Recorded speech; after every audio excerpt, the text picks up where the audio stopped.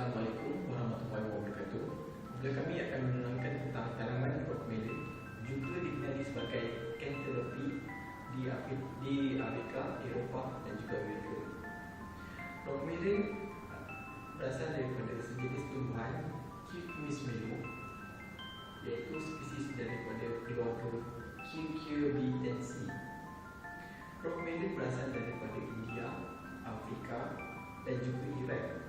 Tanaman brockmelon mula diperkenalkan sejak 5,000 tahun dahulu di Iran. Suhu tanaman yang sesuai bagi tanaman brockmelon adalah di antara 25 hingga 30 darjah Celsius, manakala tanah yang sesuai pula di antara 6 hingga 7 nilai pH. Brockmelon selalunya dimakan begitu saja sebagai salad dan juga boleh juga dimakan beserta aiskrim. Disebabkan oleh permintaan tinggi daripada pasaran global dan juga pasaran domestik, tanaman brockmelon ini menjadi tumpuan utama kepada para petani muda untuk memajukan lagi pertanian brockmelon ini. Harga bagi sekilo brockmelon di pasaran domestik adalah di antara 7 hingga 8 ringgit.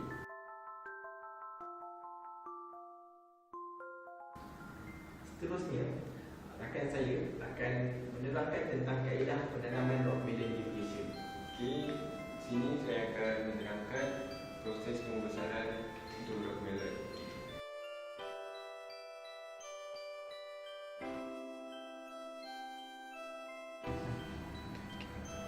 Yang pertama, proses tumbuh besaran brockmelon bermula dengan semayan biji benih. Biji benih akan bercambah dalam masa 7 hari. Setelah itu, benih yang telah bercambah akan dipindahkan ke ladang. Kokopet digunakan sebagai media tanaman. Yang keempat, pada hari ke-26, pucuk yang telah tumbuh akan dililit pada tali yang diikat menegak untuk menyokong tumbuh besaran pokok.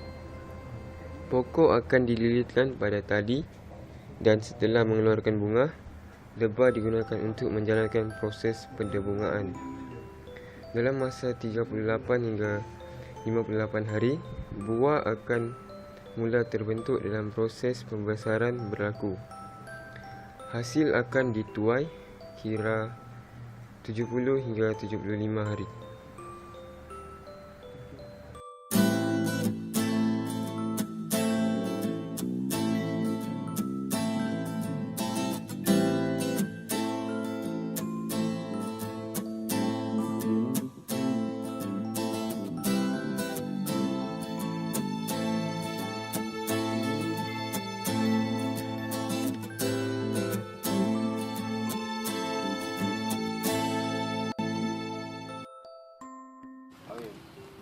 Cuba cerita sikit macam mana beza tanam brockmelon ni waktu dulu dan waktu sekarang.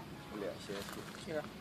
Kalau macam dulu kita tanam dekat luar, maksudnya kita tanam dekat kawasan luar, maksudnya tak ada netting, tak ada rumah macam ni. So bila kita tanam kat luar, risikonya tinggi lah. Macam contohnya hujan lagi banyak penyakit pula, lagi banyak dia punya racun perosak yang kita gunakan. Lepas tu kita alih masuk ke dalam. Bila masuk ke dalam, racun perosak yang kita guna pun kurang. Lepas tu lagi satu faktor kita nak buat kerja. Contohnya kalau macam kata kita nak buat kerja kat luar, time hujan memang tak ada lah.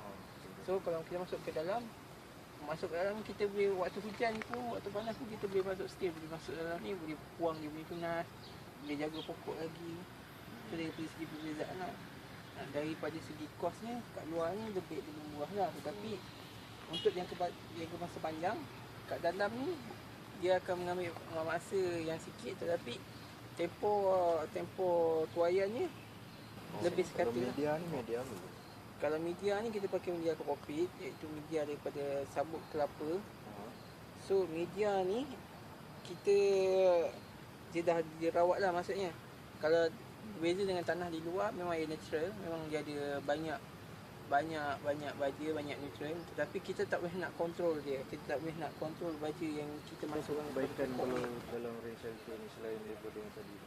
Dia ada banyak lah yang pertamanya racun serangga kurang pakai, kurang guna. Yang keduanya penjagaan lebih rapi, lebih orang cakap apa, perbezaannya daripada luar dia lebih besar lah berbanding luar. Itu pun dengan sistem yang betul lah. Kadang-kadang orang tanam kat luar dan kat dalam, kat luar lebih besar kerana sistem yang digunakan salah. Untuk rock melon ni selalu apa yang Soalnya dia penyakit, dia ada dua penyakit lah, iaitu serangga dengan kulat. Kalau kulat ni doni lah. Doni, kelapuk putih macam apa orang panggil mildew.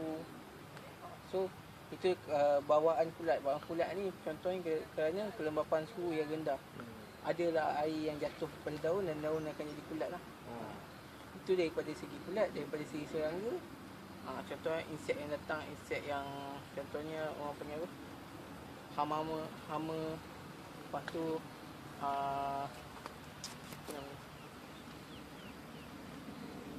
butterfly semua datang tu, dia bawa dia punya kelapuk tu, tu yang akan jadi benda tu. Kebanyakan contoh macam daun yang rosak gunakan lebah. Lebah untuk pollinate sebenarnya dalam kawasan rumah tertutup ni tak ada serangga yang masuk sebab kita kontrol dia punya environment, maksudnya tak ada serangga.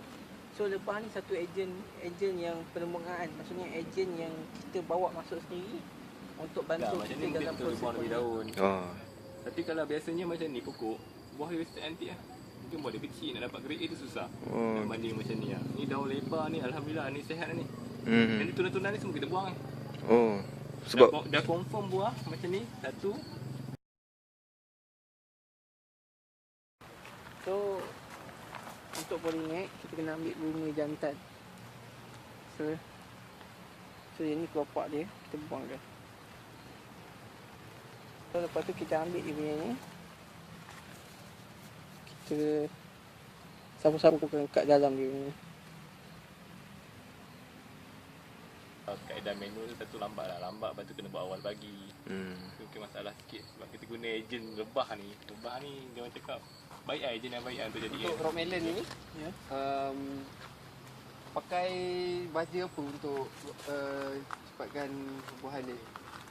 Dia untuk sistem macam ni kita pakai sistem fertigasi, maksudnya fertigasi adalah fertilizer dengan fertilizer irrigation, maksudnya baja tu dimasukkan melalui liquid ke dalam media lah.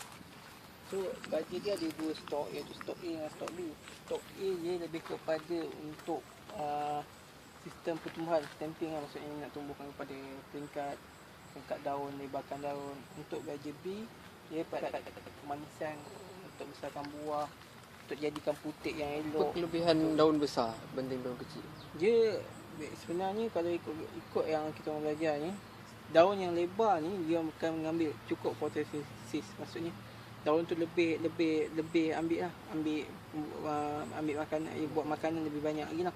So lepas daun tu lebar, menyebabkan buah yang terhasil tu lebih orang cakap lebih besar, lebih cukup mating dia. Adalah faktor-faktor yang menyebabkan kalau daun tu lebar, buah dia akan jadi besar. Nampak ada antibody lah. Tu letak di mana? Organik tu dia ada dua jenis, iaitu satu daripada segi powder ataupun dari liquid. Tapi dua-dua boleh pakai sebab organik ni sistem dia tak macam chemical. Macam baja yang kita pakai sekarang ni dia sifat chemical. Maksudnya overdose kita pakai pokok boleh mati. Ataupun kurang kita pakai kesannya refleksnya lambat. Lain daripada organik. Organik ni kalau kita pakai sikit dia ada kesan tapi refleksnya pada grade dia pokok berapa tu bahagian grade dia? Grade dia 3 bahagian. Kalau 1.5 atas A. kg itu grade A. 1.5. Itu untuk variety kelima.